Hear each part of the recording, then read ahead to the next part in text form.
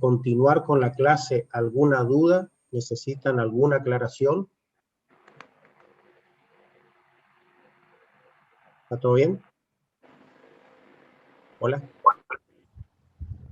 Por ahora sí, ingeniero. Bien. Sí,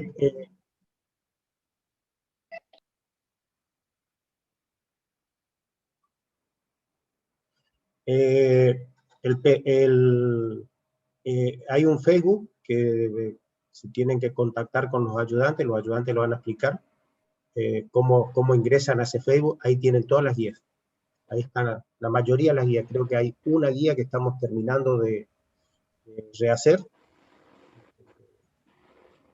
Ahora le voy a mostrar un poco cuáles son. ¿Alguna otra duda más? Buenas tardes, profe. Sí. Buenas Los tardes. parciales, ¿utilizaríamos una plataforma para realizarlos? ¿Cómo nos usamos el aula virtual?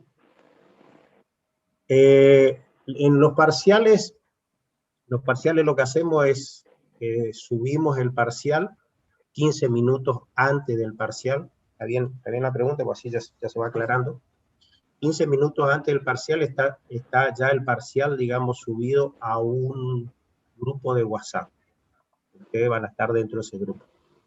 De ahí bajarán el parcial y por lo general tienen entre 1 hora y media y 2 horas, dependiendo del tipo de parcial y del tipo de preguntas para realizar.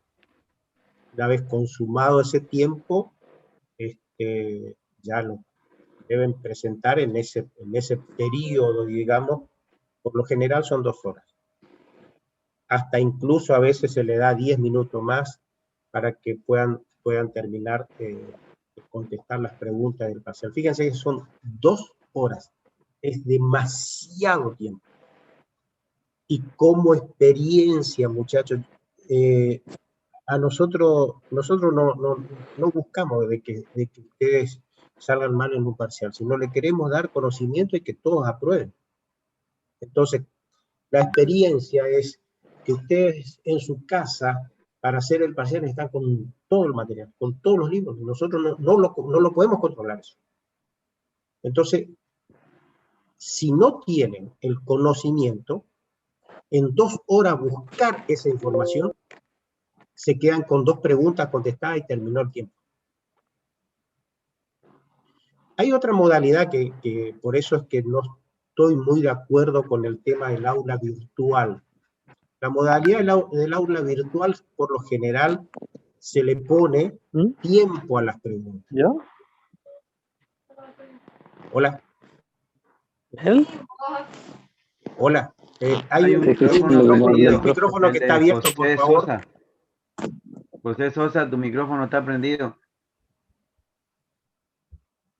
Le digo, entonces le ponen tiempo a la pregunta. Y resulta ser de que están obligados a contestar la pregunta 1, pues después la pregunta 2, después la pregunta 3, porque se le cae el tiempo. 5 minutos para la pregunta 1, tac, se le cayó. 10 minutos para la pregunta 2, tac, se le cayó. Bueno, esa es una modalidad que interpreto yo que por ahí puede ser contraproducente para ustedes. Por eso le damos un tiempo. Y arrancarán con la pregunta que ustedes quieran. Aún así tienen demasiados tiempo para contestar. Aprovechenla. Aprovechen ese tiempo.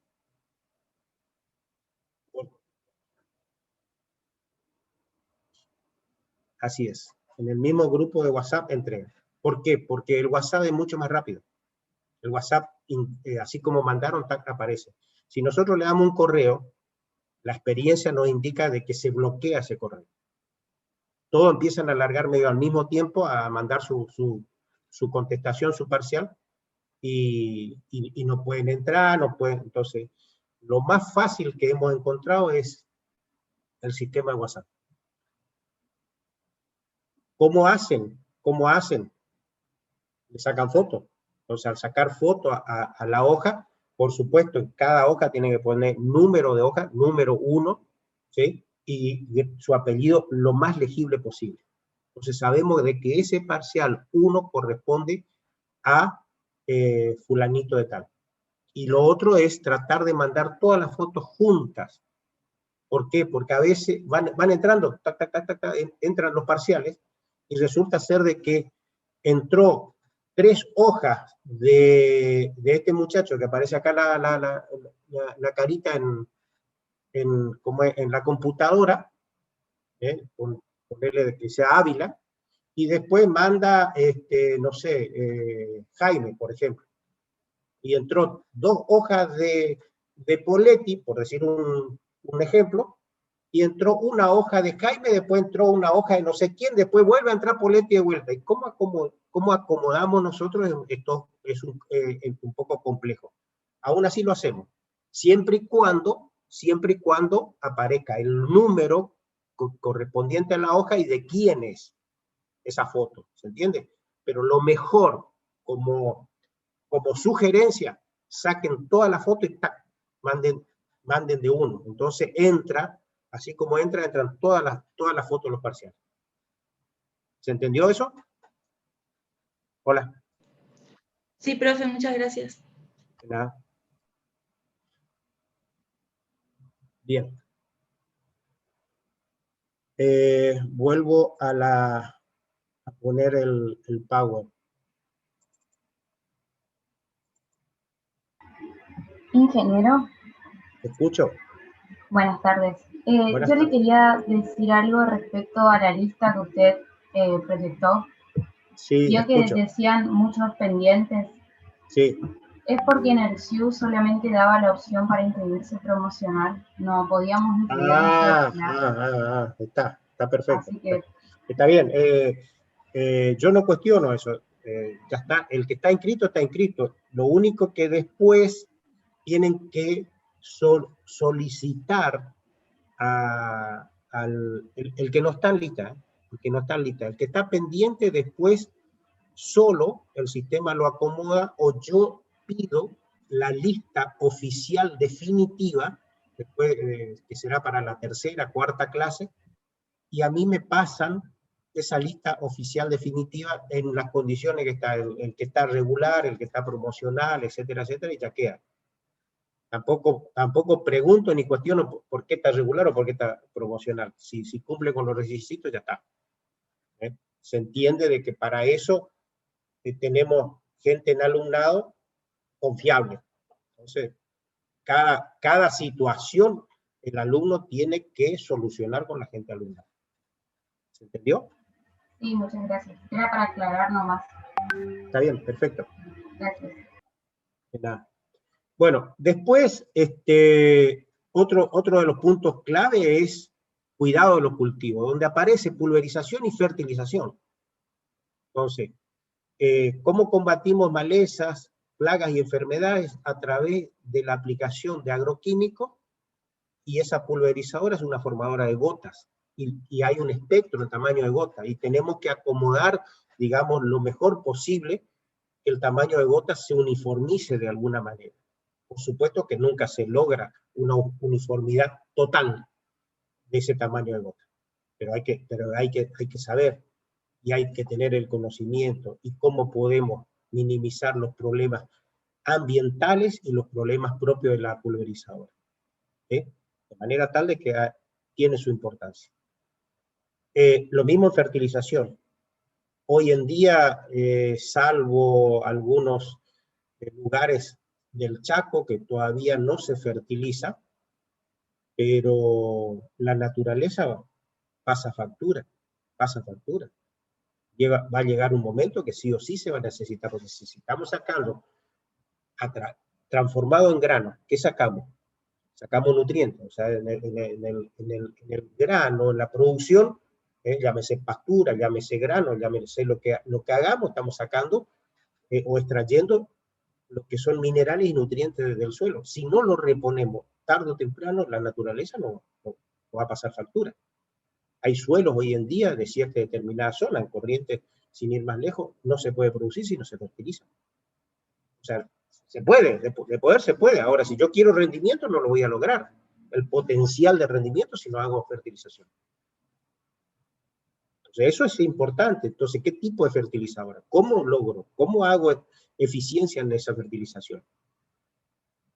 para evitar que después el cultivo sea un alcahuete, entre comillas, y resulta ser que me aparecen manchones de mayor crecimiento, otro menos, y etcétera, etcétera. Bueno, si eso sucede,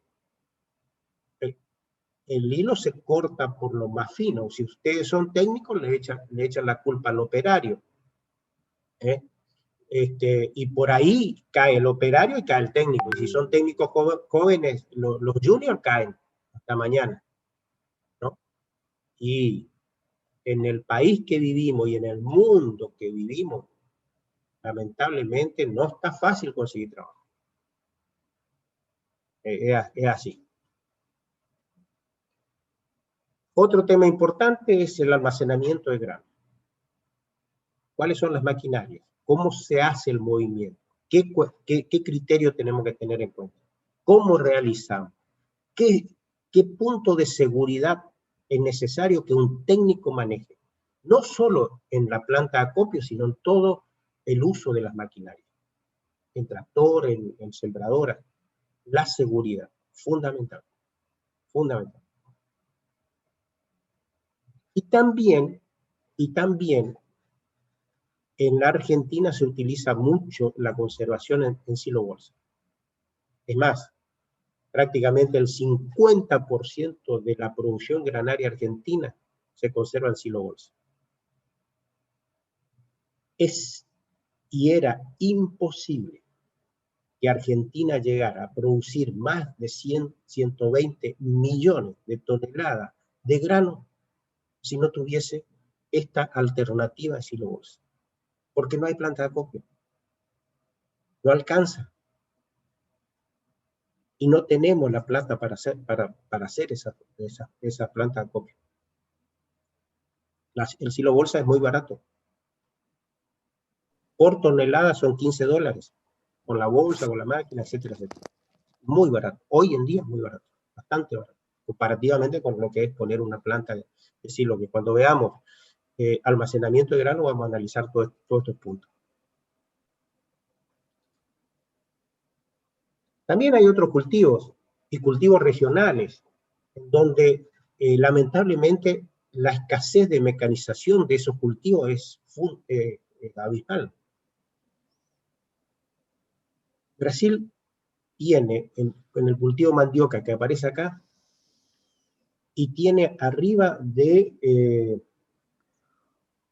15 millones de hectáreas allá en el norte, disponible para mandioca. Claro, algunos me van a decir, y sí, los brasileños son muchos y hay que alimentarlos, pero no pasa mucho por la alimentación, sí pasa por la industria. Y hay un requerimiento de mandioca. La fécula de mandioca se utiliza para hacer todas las gomas de los cauchos, de los neumáticos, por ejemplo. Para la cosmética, todas las cremas y algunos perfumes, entra el proceso de la fécula de mandioca, con una alta demanda. Si nosotros queremos importar en la fécula, aparece un francés y por mes me puede pedir la producción que la Argentina hace en 2 años. Si hablamos de 15 millones de hectáreas disponibles para mandioca en Brasil, no digo que produzcan, sino que están disponibles, producen un poco menos. En la Argentina nos superamos, qué sé yo, creo que estamos algo así como cerca de las 15.000 si estamos. Entonces eso, y hay una dejadez, por decirlo de alguna manera, en el sentido de que la mecanización de este cultivo no permite, o sea, ¿quién hace mandioca? El pequeño productor. En forma más artesanal, por decirlo de alguna manera. No hay una mecanización. Entonces, la producción no alcanza a cubrir la demanda industrial acá en la Argentina. Hay industrias que han cerrado porque no hay materia prima, digamos, ¿no? Y eso no se puede superar la escala porque falta una mecanización, que en otros países están mucho más mecanizados. Entonces acá hace falta también trabajar en maquinaria. Otro cultivo más regionalizado en el sur de Corrientes, en el Delta, en Entre Ríos, es la nuez pecan, con un montón de problemáticas, y también con una necesidad de mecanizar. Esto que ven acá es, o sea, si la maquinaria está, la traemos de afuera, pero cuesta fortuna. Si lo producimos acá adentro, bajamos muchísimo. Esto es un sacudidor del árbol pecan, o sea, se sacude el árbol, y lógicamente al sacudir el árbol cae la fruta. Esa sacudida tiene que ser exacta y precisa, porque si no se aflojan las raíces y a los 2 o 3 años me quedo sin árbol. Se pierde, se empieza a secar. Entonces, resulta ser de que se necesita, y esto, si se trae de afuera, vale mucha plata. Hecho acá en la Argentina, vale mucho menos, ¿no? Lo mismo que una cosechadora de pecan, esta maquinita, que puede juntar, digamos, las frutas pecan dentro de esa torla, puede juntar entre 500 y 700 kilos. Es una maquinita muy sencilla.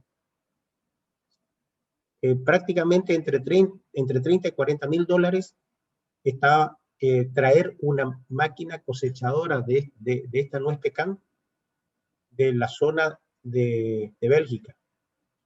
Acá en la Argentina, esta maquinita, si sale con toda la furia, unos 100.000 pesos es mucho. Entonces, estas cosas también hacen falta. Por ahí nos quedamos muy cortos. Esa la foto de la maquinita. Desarrollado por el INTA con aporte de la Facultad de Ciencias Agrarias. Tema de invernáculo. 40 grados a la sombra hace en enero, meses de enero, febrero, en nuestra región. Ni hablemos Formosa o el Impenetrable y todo eso. Acá nomás, a la vuelta de la esquina, tenemos cerca de 40 grados, 30 y pico de grados. Federico Figueroa creo que está allá en la zona de Ganseo, está cerca de los 40 grados ayer, no sé hoy. Dentro de un invernáculo hay un incremento de temperatura cercana al 20%, o sea que si hablamos de 30 grados centígrados afuera, tenemos 50 grados centígrados adentro. Y si pretendemos que el aplicador de agroquímicos dentro de un invernáculo se ponga todo el equipamiento de seguridad, hace cuenta que agarra un revólver y le pega un tiro. Porque ese tipo se deshidrata, se muere ahí adentro. ¿Y cómo trabajamos entonces?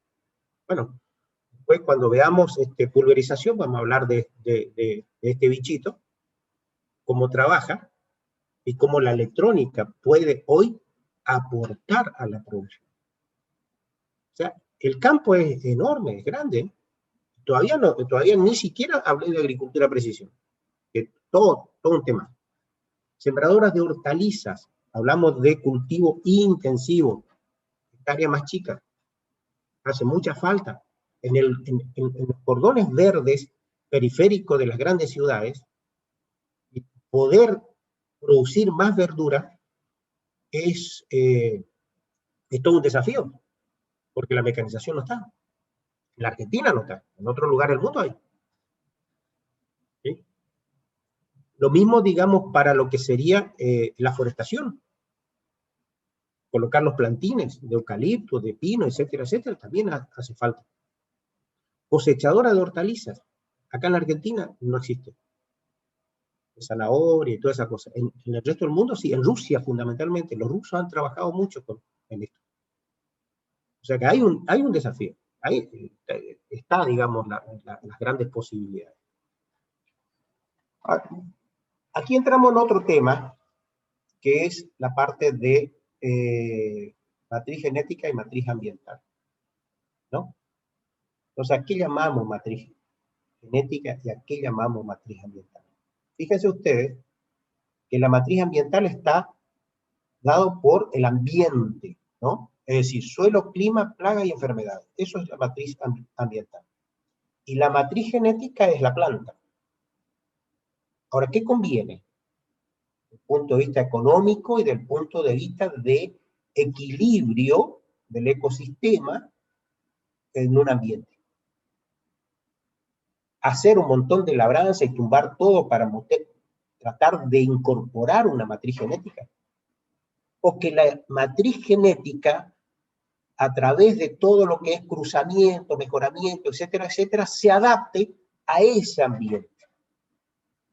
Es lógico que la matriz genética debe adaptarse al ambiente, y no al revés. Eso es fundamental. Entonces, si nosotros vemos un libro de producción de soja, que es lo que más se produce en el país, de los años 90, no aparece Salta, no aparece Santiago como provincia productora. Y hoy en día se hace con muy buenos rendimientos. Si no, pregúntenle a los que viven en Quimilí, a la tuya, la producción de soja que se está haciendo. Hacia el sur, la zona de San Luis, hay zonas de San Luis que no estaban dentro de lo que es producción sojera argentina. Hoy en día sí. ¿Pero por qué? Por la biotecnología y por los mejoramientos de las especies, de lo que sería matriz genética. Adaptar la matriz genética a la matriz ambiental. Eso es fundamental. Entonces, ¿cómo mejoro esa matriz genética? A través de cruzamiento. ¿Y cómo mejoro la matriz ambiental? A través de las prácticas culturales. Pero ojo con la desertificación, ojo con las erosiones eólicas e hídricas que puedo causar si no sé manejar ese suelo. Ojo con el desastre que puedo llegar a hacer. Entonces ahí hay que tener mucho cuidado. Cuanto menos inyección pongo del punto de vista de uso de maquinaria en un ambiente, mejor será. Cuanto menos HP o CD, que es como mido potencia, pongo en un ambiente, mejor será. Ahí dice, cuanto más inyección de energía se realiza, elevados serán los costos productivos, por supuesto que sí. Con combustible, personal, bueno, cuando veamos costos, vamos a analizar bien todos esos puntos. Pero fíjense, ¿no?, la importancia que tiene un poco toda esta temática. Desde luego que lo vamos a ir viendo más en detalle, digamos. Si hay consultas, si hay preguntas, me cortan y aclaramos, no hay problema. La maquinaria es un eslabón importante dentro de esa producción. O sea, ahí tenemos los aspectos positivos, reemplazo de la mano del hombre, digamos, agiliza la operación, o sea, podemos incrementar el área producida a través de la maquinaria, humaniza el trabajo, hay trabajos que son desgastantes, digamos, ¿no? Y también permite realizar trabajos difíciles, digamos. ¿Cómo podríamos incrementar la producción de arroz, nomás si no tenemos maquinarias adecuadas para eso? En un suelo totalmente anegado, inundado, etcétera, etcétera. Tendríamos que ser muchísimo, como son los chinos, ¿no? Y ahí podemos hacerlo más artesanal, por supuesto que sí. Pero nosotros no tenemos esa posibilidad. Entonces tenemos que buscarlo a través de la mecanización. ¿Por qué esa remoción de suelo? Y bueno, fundamentalmente buscamos captación de agua. Cuando hablamos de barbecho, que puede ser químico, puede ser mecánico, después vamos a hablar de ese tema. ¿Qué es lo que estamos haciendo? Y estamos acumulando agua. Necesariamente para que logremos un potencial de cultivo tiene que haber agua acumulada en el perfil. Por eso hacemos ese barbecho. Lo hacemos en forma convencional a través de las labranzas, sí señor. Lo hacemos a través del matayuyo, la pulverizadora, a través de la aplicación de un herbicida total, como es el glifosato, pulverizando y dejando una masa muerta, vegetal, en superficie, ¿sí? ¿Y para qué hacemos eso? Fundamentalmente para acumular agua, también para la destrucción de las malezas que perjudican al cultivo, sí señor, estamos de acuerdo. El alto porcentaje es el tema de acumulación de agua. Costras superficiales y profundas. Bueno, acá el tema de lo que es problemas de suelo por el pasaje de maquinaria es otro temor, el tema de compactación, ¿no? Yo siempre comento, en el tema de compactación hay que tener mucho conocimiento, porque es un temor. ¿Y por qué? Porque por ahí podemos escuchar y podemos trabajar con un alto grado de desconocimiento. Y podemos caer en una trampa, por llamarlo de alguna manera, de ciertos determinados vendedores. ¿Por qué digo esto? Porque muchos pueden decir, bueno, la compactación vos la vas a minimizar con un rodado de mayor tamaño, con un rodado de baja presión, con un rodado especial. Y si yo vendo rodado, te meto el cuentito ese y vos estás contento, como técnico, como dueño, como lo que sea. Pero ¿qué tipo de compactación es la que está limitando o está minimizando? La superficial. ¿De qué depende? Y del tipo de rodado. ¿De qué depende? Un poco del peso. Ahí puedo, o sea, fundamentalmente del contacto rueda-suelo, depende. Cuanto más ancha sea la cubierta, por supuesto, va a haber mayor contacto rueda-suelo. ¿Qué me genera más presión? ¿Si un clavo o un tronco? Por supuesto que el clavo, ¿no? Entonces minimizo ese tipo de compactación. Ahora, la subsuperficial, que es la más problemática de poder subsanar, no depende del contacto rueda-suelo. Entonces ahí el tipo de cubierta, no hago nada. Depende del peso que soporta ese suelo. Entonces, imagínense la compactación que me genera una cosechadora, por ejemplo, moderna, que vacía pesa más de 20 toneladas. Cuando el límite de soporte de peso en promedio para los suelos son 5 toneladas por eje. 5 toneladas por eje. Cuando hablo de ejes, son los ejes que tiene la rueda, ¿no? Entonces, una cosechadora, ¿cuántos ejes tiene? 2, ¿sí? 4 ruedas tiene. Entonces, 5 toneladas por eje. Si yo tengo 20 toneladas vacía, sin cargar esa cosechadora, tengo 10 toneladas por eje. 5 más de ese límite que estoy teniendo. Indudablemente estoy compactando, ¿no? En el sistema que ustedes quieran. Porque por ahí dicen, no, en sistema directa no se produce compactación. Ah, ¿no? Entonces que me expliquen por qué hay una alta demanda y por qué se vende tanto los subsoladores tipo Paratil para romper esa costra o ese perfil compactado. Y por qué muchas veces ya necesito hacer uso de algunos subsoladores mucho más profundos. Porque el Paratil lo puedo hacer hasta 25 o 30 centímetros. ¿No? ¿Qué pasa si la compactación está más abajo? ¿Qué pasa si está a 40? ¿Qué pasa si está a 60? No me sirve el Paratil. Tengo ya un subsolador. Todo eso implica, digamos, que hay que tener conocimiento de eso. Malezas, ¿no? Cama de siembra, sí. Aplicación de agroquímicos, o sea, controlo plagas, controlo enfermedades, controlo malezas, un poco todo lo que venimos conversando. El aspecto negativo está relacionado a esa degradación del ambiente y a su contaminación. O sea, si yo voy a sacar un tapiz vegetal para hacer una producción, lo primero que tengo que tener conocimiento es si ese suelo me permite. Entonces tengo que saber las clases de suelo. Si ese suelo está dentro de clase 1, 2, 3 o 4 a más para hacer la producción agropecuaria, ¿no? Conocimiento para producir eficientemente, ¿de qué?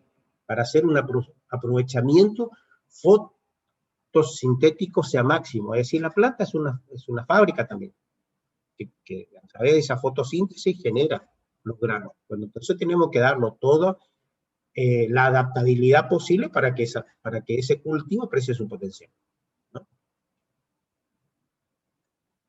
¿Qué nos da esta carrera? Bases.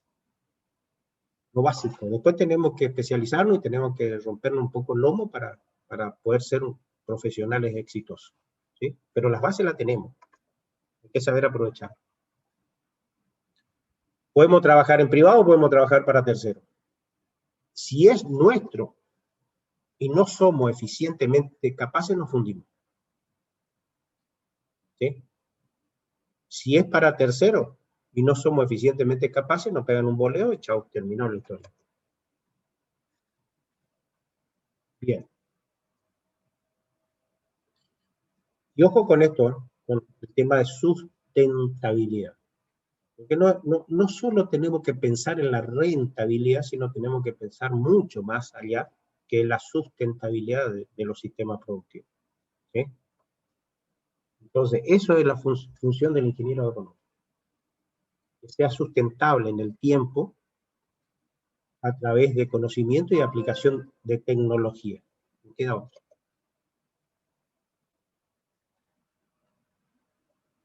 Bien. Podemos usar la maquinaria para todo esto que pongo acá. No lo voy a nombrar, pero bueno, está ahí. Todo lo que es el uso de la maquinaria agrícola lo podemos hacer sin ningún tipo de problema. En la post cosecha, que es el almacenamiento de los granos, etcétera, etcétera, y no solo granos, sino forrajes también, y por supuesto en la parte agropecuaria. Hoy en día todo lo que son los silos, los silajes, el desarrollo pecuario. Bueno,